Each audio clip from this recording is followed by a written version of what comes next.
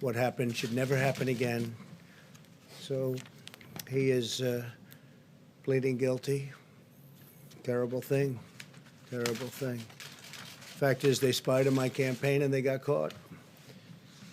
And you'll be hearing more. Today, the Office of Trade and Manufacturing Policy released a new report on how my administration has harnessed the full power of the Defense Production Act to achieve the greatest industrial mobilization since World War II in our fight against the China virus. New factories, businesses, and laboratories are being built all over America to match our nation's demand for personal protective equipment, pharmaceuticals, drugs, testing supplies, therapeutics, and vaccines. It's been incredible what we've been able to do in a very short period of time. We're helping other countries also because we've been really, we've been doing it at a level that nobody's ever seen before. It was just announced a little while ago, industrial production rose for the third straight month. It's a big thing. Factory output was up 3.4% this month after a 5.7% increase last month. Those are getting to be record numbers. And manufacturing capacity utilization is now up to almost 70%. So we're coming back very strong. We should have a very good third quarter. We should have an unbelievably good next year. Next year, if we don't mess it up with somebody that has no idea what they're doing, could be a fantastic year. My administration has exercised the authority under the Defense Production Act to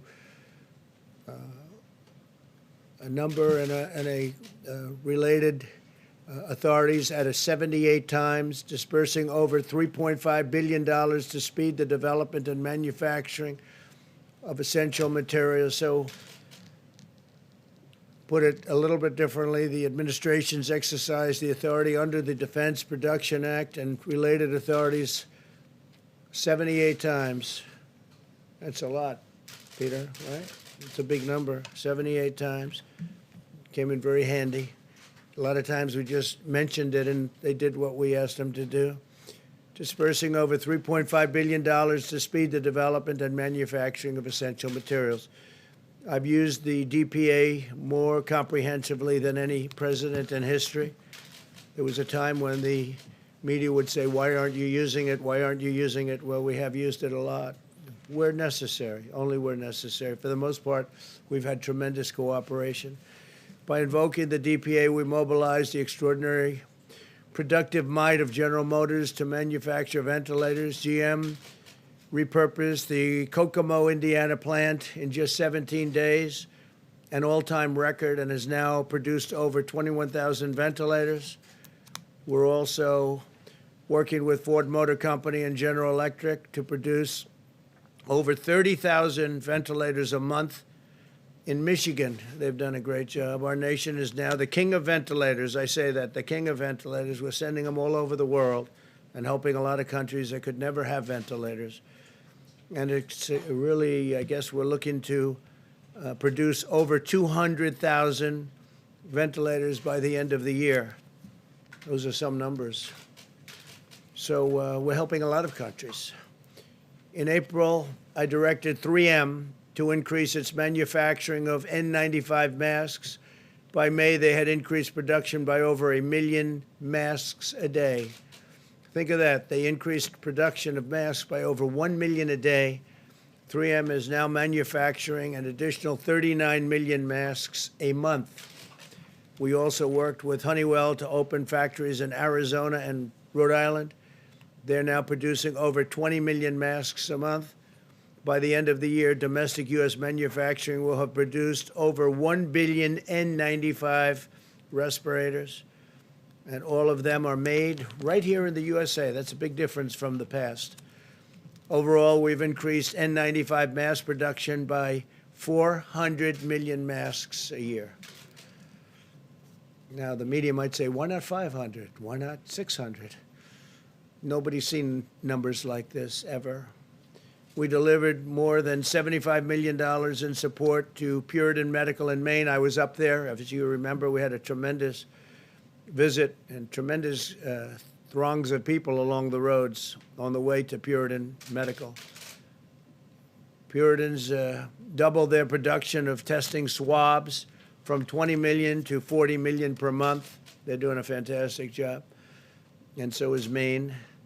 I've also used the DPA to fight price gouging and hoarding. My administration located and seized over 500,000 pieces of hoarded personal protective equipment, including 299,000 pairs of medical-grade gloves, 192,000 N95 respirators, and 130,000 surgical masks. That's hoarding. My administration's decisive actions have yielded truly incredible results. People have done an incredible job. We've replenished the strategic national stockpile that was very badly depleted when we took office and totally neglected in the last administration. Since the start of the pandemic, we have tripled the number of N95 masks on hand to over 40 million, tripled the number of gowns to over 15 million, and quadrupled the number of ventilators to 69,000. By September, the strategic national stockpile inventory is on track to contain over 300 million N95 respirators and surgical masks, over 4.5 billion gloves, and over 190,000 ventilators. It's far more than we've ever done before. It's not even close. As we talk about the economy, we continue to restore America's industrial might. We're bringing more jobs to the USA. We understand that the economic health is critical, very critical to public health. We'll be discussing next week some of the outstanding numbers we have compared to any other country. There is no country even close when you look at what we've done compared to them on the from the standpoint of the economy. And also even during the period of the China virus. In the last 3 months, we've added an average of 100,000 jobs every single day. We've also added over 620,000 manufacturing jobs in the past 3 months. That's despite people saying you can't do manufacturing jobs anymore. You need a magic wand, they said, but they were wrong. Weekly jobless claims just fell below 1 million for the first time in a long time. I'm pleased to announce that as part of Operation Warp Speed, the federal government will be partnering with McKesson Corporation, great company, which is a major medical supplier, to rapidly distribute a China virus vaccine as soon as one is approved, fully approved. They're in stage 3 trials. We have many of them going along different passes, also many different companies doing them. Very, very incredible companies. We currently have 3 candidates in phase 3 clinical trials and are on pace to have more than 100 million doses of a vaccine ready before the end of the year, and 500 million doses very shortly thereafter. And we're ready logistically to distribute them. Our military is ready. We have a great general who's in charge. That's what he does, is he distributes things. Usually it's people and weapons, tanks, but in this case, it's a vaccine or therapeutic, as it may be. We continue to actively monitor the virus, executing our strategy to protect the vulnerable and prevent hospital overcrowding. As of today, hospitalizations continue to be very stable, and we will be watching always very carefully. Remain vigilant. We ask every citizen to practice good hygiene, socially distance, wear a mask when distancing is not possible, and to protect the elderly, always protect the elderly.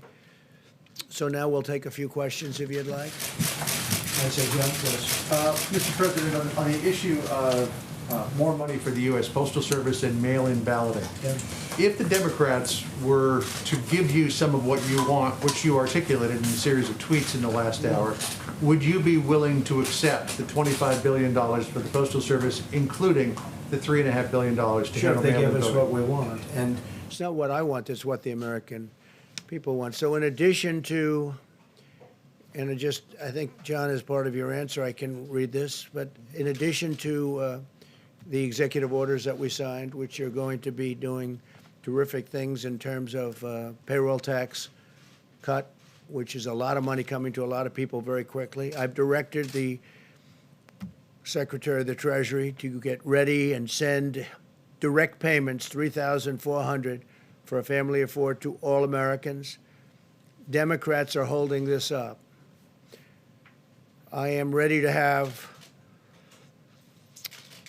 the UST and SBA send additional PPP payments to small businesses that have been hurt by the China virus.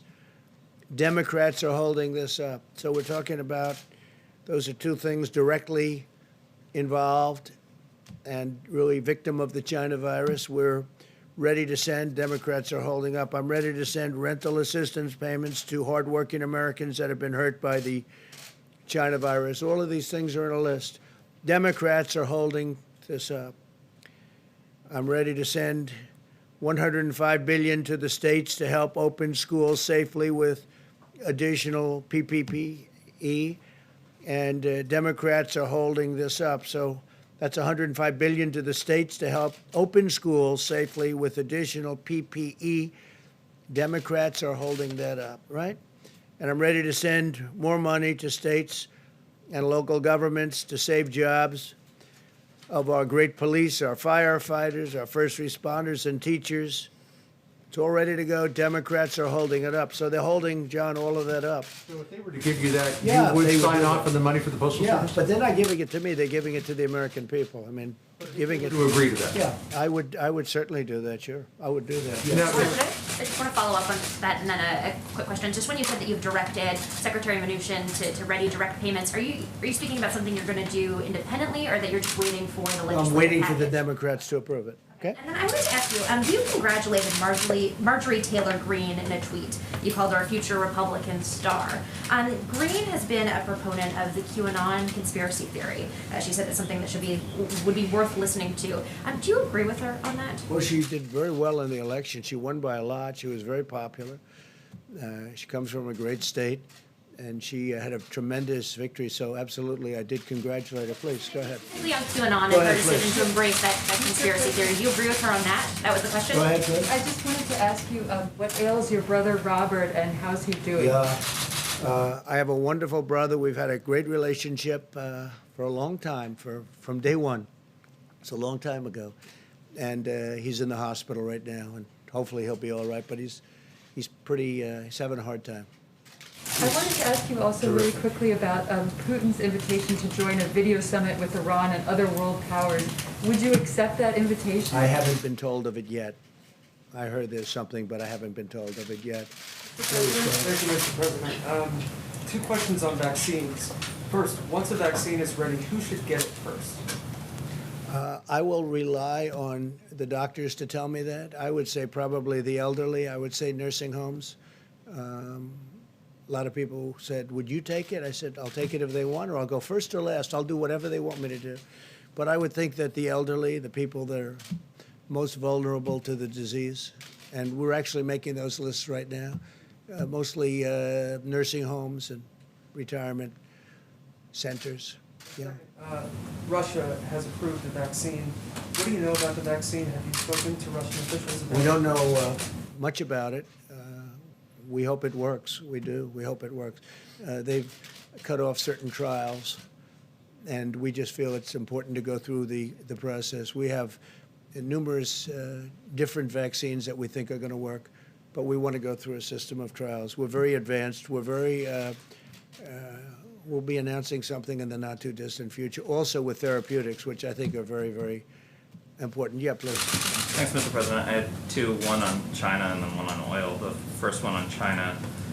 There's a lot of alarm among American companies about your order on WeChat, Apple, Ford, Disney. They're worried because it's such a big communications platform and a payment platform in China that if you ban U.S. businesses from working with them, that they won't be able to sell, iPhones into China or similar markets. Whatever. So you don't mind if Got to this... do what's good in terms of the security of our country. So, We've as Congress been is- very badly let down by China. What's your next question? On oil, the U.S. this week seized 4 Iranian Right. oil tankers going towards Venezuela. Yeah, not Wondering, supposed to do that. yeah, they're going to go to Houston. I'm wondering what you're going to do with that oil, and if this is We'll be something- announcing, we have 4 tankers. They're going to Houston, and they're there. They're not supposed to be doing that. Iran's not supposed to be doing that. And so we did. We seized the tankers, and we're moving them and moved to Houston. Mr. President, thank you so much. 2 questions, if you don't mind, Mr. President. First of all, Kamala Harris, you've been very blunt about how you feel about her mean, nasty, mad woman. Biden now saying... No, I haven't been blunt. I said she treated Joe Biden worse than anybody else. I watched those debates. They were very boring, but they were debates nevertheless. And I watched, pretty good parts of them. And she treated Biden worse than anybody else by far. There was nobody, including Pocahontas, nobody treated Biden so badly as Kamala. Well, let me ask you this then. Do you have an issue with a strong woman of color being in this presidential race? Do you None see, whatsoever. You don't see her as a threat? As you know, none whatsoever. No, not at all. Thank you, Mr. President. And a stimulus question, if you don't mind. You have told me even before you were president, you always talked about being the ultimate deal maker. Why not just sit down with Democrats personally and cut a deal? Because they want $1 trillion to go to their friends doing a bad job running certain cities and states that are doing very badly. Most of our country is running very well. Even in terms of crime, most of our country is setting records in terms of low. But when you look at Chicago, when you look at what's going on in Illinois and New York and other places, both economically and in other ways, it's horrible. It's horrible. Look at Oregon. Look what's going on in Oregon. I don't think they have a clue. We could stop that. If they would request it, we would stop that problem in 1 hour, like we did in Minneapolis. We would stop it in 1 hour. It would be over. It's so easy to do. Please, go ahead. In the back, please. Alicia Powell, the Gateway Pioneer. Yesterday, you announced a historic peace deal between Israel and the United Arab Emirates, and later in the day, Joe Biden tried to take credit for I heard that. That was a beauty. What's your We response? announced the deal, and I appreciate it. Even the New York Times gave it great coverage and editorials today. Wall Street Journal, Washington Post, everybody was saying great. And this is something we've been working very hard on. And I saw where Sleepy Joe tried to claim credit for it. And I'm trying to figure out how that one works. No, what he did is they made a terrible deal with Iran. And the deal was a horror show, and I ended it. They gave him $150 billion for nothing. They gave him $1.8 billion in cash for nothing. They got nothing from that deal except trouble. They did nothing. They're just like they've been weak on China. They've been weak on Russia. They've been weak on everyone, and they were the weakest of all on Iran. No, that was a great deal made by very talented people that work with me, and it's been praised all over the world. And what you'll see now is other countries will come into that deal, and you'll have peace in the Middle East. And Biden doesn't even know, he doesn't even know the name of the countries I'm talking about. Thank you very much, everybody. Thank you. Will you further claims against Kamala Harris, Mr. President? Will you now denounce them?